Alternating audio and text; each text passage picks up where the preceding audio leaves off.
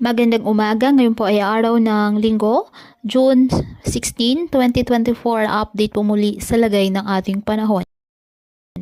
Ayon po sa Pag-asa, sa kasalukuyan umiiral at nakakaapekto ang southwest monsoon o hanging habagat sa western section ng Southern Luzon at Visayas. Samantala, wala pong bagyo o low pressure area na minomonitor sa loob ng ating Philippine Area of Responsibility na maaaring makaapekto sa lagay ng ating panahon.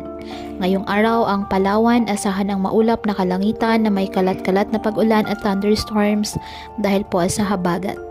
Ang Western Visayas at nalalabing bahagi ng Mimaropa, bahagyang maulap hanggang sa maulap na kalangitan with isolated rain showers or thunderstorms dahil pa rin po sa nasabing habagat. At ang Metro Manila at nalalabing bahagi ng ating bansa, apektado ng mga localized thunderstorms. Kaya posible pa rin po dyan ang mga panandaliang buhos ng ulan.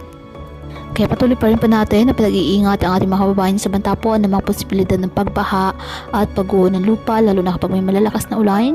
At ugaliin po na magdala palagi ng payong o hatan mo panangga sa ulan sa tuwing lalabas po ng ating mga tahanan. At yan po muna ang update sa lagay ng panahon ngayong araw.